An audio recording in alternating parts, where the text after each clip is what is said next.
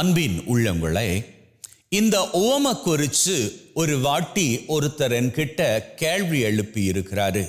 அவர் கேட்ட கேள்வி என்ன தெரியுமா?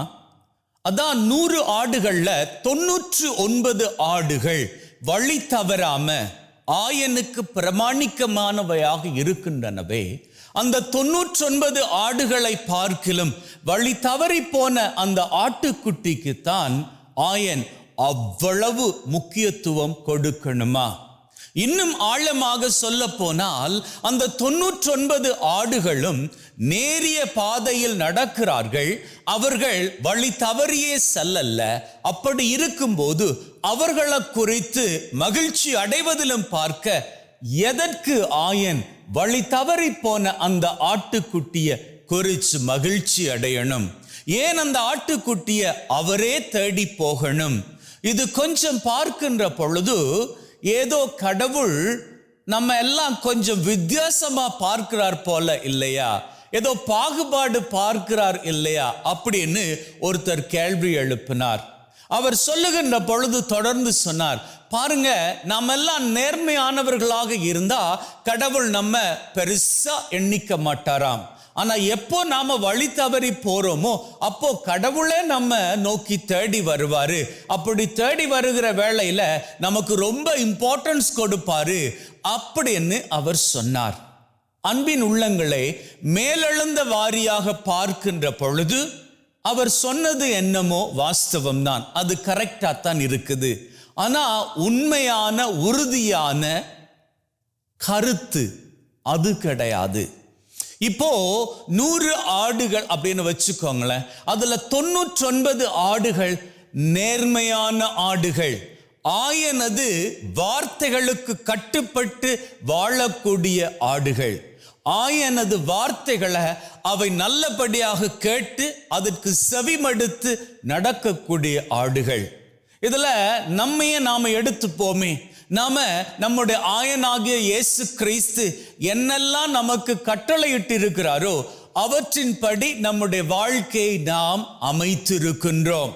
நாம அடுத்தவர்களுக்கு நேசத்தை கொடுத்திருக்கிறோம், கடவுளுக்கு நேசத்தை கொடுத்திருக்கணும். யாரையும் அநியாயமாக தீர்ப்பிடல, யாருக்கும் தீங்கு நினைக்கல. நம்முடைய வாழ்க்கை பூராகவும் நாம் நன்மையான காரியங்களையே செய்து கொண்டு இருக்கின்றோம். இப்படி நாம நன்மையின் காரியங்கள் செய்து கொண்டு இருக்கின்ற வேளையில் நாம வழி தவறி போன அந்த ஒரு ஆட்டுக்குட்டியை போன்று அல்லாது நேரிய பாதையில் நடக்கக்கூடிய 99 ஆட்டுக்குட்டிகளுக்கு சமமானவர்களாக இருக்கின்றோம். அப்படி இருக்கின்றவர்களுக்கு ஆண்டவர் ஆசிரை கொடுக்கின்றார். அந்த ஆசிரை கொடுக்கின்ற பொழுது அந்த ஆசிர் எப்பேற்பட்டது தெரியுமா? அந்த ஆசிர் நம்முடைய வாழ்நாள் பூராகவும் தொடர்ந்து வரக்கூடியது. என்ன, அந்த ஆசிரை நாம டெய்லி சுவைக்கிறதால அதனுடைய மதிப்பு நமக்கு தெரிவதில்லை. நாம ஆண்டவரிடமிருந்து டெய்லி பெறக்கூடிய ஆசீர்வாதங்களில் ஒன்று அன்றாடம் நான் எந்திரிப்பதே. நாம எந்திரிப்பது கூட அவர்கிட்ட இருந்து நாம பெற்றுக்கொள்ளுகின்ற ஆசீர்தான். இதை இப்படி கூட சொல்லலாம். ஒரு தடவை ஒருத்தன் ரொம்ப பக்தி உள்ளவன், அவன் என்ன பண்ணுவான், காலையில் 4 மணிக்கெல்லாம் எந்திரிச்சு கோயில் குளத்துல போய் குளிச்சு முழுகிட்டு அந்த குளத்துல இருந்து படியில் ஏறி வந்து அருகில் இருக்கக்கூடிய அந்த மல்லிகை மரத்துல இருந்து பூக்கள் எல்லாம் பறித்து கொண்டு போய் சாமிக்கு வைத்து விட்டுத்தான் அவனுடைய அன்றாட காரியங்களை தொடங்குவான். அவ்வளவு பக்தன் அவன். அதே ஊர்ல இன்னொருத்தன் இருந்தான், அவனுக்கு சாமியன்னாலே பக்தி கிடையாது. அவன் தானொன்னு தன்னுடைய பாடன்னு அப்படின்னு சொல்லி எதை பத்தியும் கவலைப்படாம வாழ்ந்துட்டு இருந்தான். ஒரு நாள் இந்த பக்தன் இருக்கிறான் இல்லையா, இவன் என்ன பண்ணா, வழமை போல 4 மணிக்கு எந்திரிச்சு கோவில் குளத்துல போய் குளிச்சுட்டு பூ பறிக்கலாம் அப்படின்னு சொல்லி படிக்கட்டுல ஏறி இருக்கிறான். ஏறுகின்ற வேளையில கால் வழுக்கி கீழே விழுந்து அவனுடைய ஒத்த கால் முறிந்து போய் விடுகிறது. ஆனா இந்த கடவுளே இல்லை அப்படின்னு சொல்லிட்டு திரியிறான் பாருங்க. அவனுக்கு அன்னைக்கு காலையில அவன் அப்படியே வீட்டை விட்டு வெளியில போற வேளையில அவன் காலில் ஏதோ தட்டுப்பட்டுச்சுது. அவன் குனிஞ்சு பார்க்கிறான், ஒரு வெள்ளி காசு. அதை எடுத்துக்கிட்டு ஓடி போய் பணமா மாத்திக்கிறான். இந்த செய்தி ஊர் பூராகவும் பரவிடுது. கடவுள் கடவுள் அப்படின்னு சொல்லி திரிகிறவனுக்கு கால் முறிஞ்சு போச்சுது. கடவுளே இல்லை அப்படின்னு சொல்லி கொண்டு திரிகிறவனுக்கு ரொம்ப சூப்பரான அதிர்ஷ்டம் அடிச்சிருக்குது. இது இந்த கால் முறிந்து போன பக்தனுக்கு ரொம்பவும் மனதுக்கு வேதனையாக இருந்தது.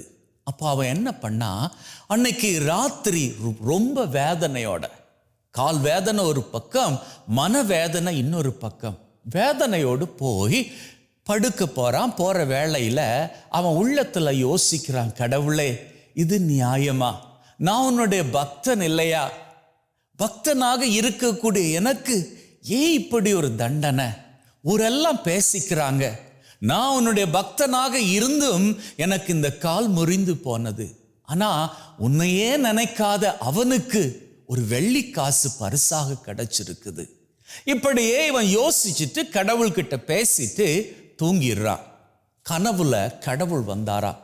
வந்த கடவுள் அவன்கிட்ட சொன்னாராம், என் அன்பு பக்தா, நீ என்னுடைய பக்தன், நீ என்னுடைய பக்தனாக இருக்கிறபடியினால் இன்னையோடு உண்மையில உன்னுடைய ஆயுள் முடிகிறது. ஆனா நீ எனக்கு ரொம்பவும் பிரியமான பக்தன் இல்லையா? ஆகவே நான் உன்னுடைய ஆயுள் நாட்களை அப்படியே நீடிக்கணும் அப்படின்னு யோசிச்ச. நிஜத்துல என்ன தெரியுமா உனக்கு நடந்திருக்கணும்?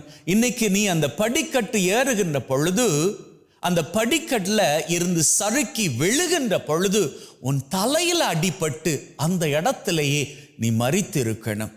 ஆனா நீ என்னுடைய பக்தனாக இருக்கிறபடியினால் நான் உனக்கு உன்னுடைய ஆயுள் காலங்களை நீட்டி கொடுக்கணும் அப்படின்னு சொல்லிட்டு உன்னுடைய காலை மாத்திரம் முறித்து விட்டு உன்னை வாழும்படியாக அனுமதித்து இருக்கிறேன். ஆனா அவன் இருக்கிறான் பாரு, அவனுக்கு இன்னைய தேதிக்கு இன்னைக்கு 1000 பொற்காசுகள் பரிசாக கிடைக்கணும். அவன் என்னுடைய பக்தன் இல்லை இல்லையா? அதனால அந்த 1000 பொற்காசுகளை குறைச்சு கம்மி பண்ணி அவனுக்கு ஒரே ஒரு வெள்ளி காசாகத்தான் கொடுத்தேன். உனக்கு லாபம், அவனுக்கு நஷ்டம் அப்படின்னு கடவுள் கனவுல அவனுக்கு சொன்னாராம். அன்பின் உள்ளங்களே, 99 நீதிமான்களாக இருக்கக்கூடிய ஆட்டுக்குட்டிகளுக்கு கிடைக்கக்கூடிய ஆசீர் அந்த பக்தனுக்கு கிடைத்த ஆசிரை போன்றது. என்ன, அன்றாடம் நமக்கு கிடைக்கின்றபடியினால் அதை நாம் பெரிதுபடுத்துவது இல்லை. இந்த மூச்சு இருக்கிறதே அது கூட தெய்வத்தின் பரிசுதான். இந்த உடல் இருக்கிறதே அது கூட தெய்வத்தின் பரிசுதான். நம்ம உடல்ல வியாதி இருக்கலாம், ஆனா இதுவரைக்கும் நாம மரித்து போகல. நமக்கு கடன் இருக்கலாம், ஆனா தங்குவதற்குன்னு சொல்லி ஒரு கூரையில ஆண்டவர் கீழாக வைத்து ஒரு வீடாக நமக்கு கொடுத்திருக்கிறார். நமக்கு மேல ஒரு கூரை இருக்கு இல்லையா? அது வாடகை வீடோ சொந்த வீடோ ஆண்டவர் கொடுத்திருக்கிறார் இல்லையா? அப்போ நன்மையாக காரியங்கள் செய்கின்ற அத்தனை பேருக்கும், நீதிமான்கள் அத்தனை பேருக்கும் ஆண்டவர் ஆசீரை கொடுத்திருக்கிறார். ஆனா வழி தவறி போகின்றவர்கள் இருக்கிறார்களே, அவர்களுக்கும் ஒரு வாய்ப்பு கொடுக்கணும். அப்படி என்பதற்காக அவரே தேடி செல்கின்றார். அப்படி தேடி சென்று அவர்களுக்கு ஆசீர் கொடுப்பார், நிச்சயமாக கொடுப்பார். ஆனா என்ன, நீங்க வழி தவறி போகாமல் இருக்கின்றபடியினால் அன்றாடம் நீங்க அவரது ஆசீரை பெற்றுக்கொண்டே இருக்கிறீங்க. வழி தவறி போனவர்கள் எப்போ ஆண்டவரது பாதைக்குள் வருவார்களோ அதிலிருந்து தான் அவர்களுக்கான ஆசீர் தொடரும். அப்போ நல்லா யோசிச்சு பாருங்க, வழி தவறாமல் இருக்கக்கூடிய நாம் ஆசீர் பெற்றவர்களா, அல்லது வழி தவறி போய் அதன் பின்னதாக ஆண்டவரது பார்வைக்குள்ளாக வந்து கொண்டவர்கள் அவர்கள் பாக்கியவான்களா? அவர்களது வாழ்க்கை அதற்கு முன்னதாக எப்படி இருந்தது?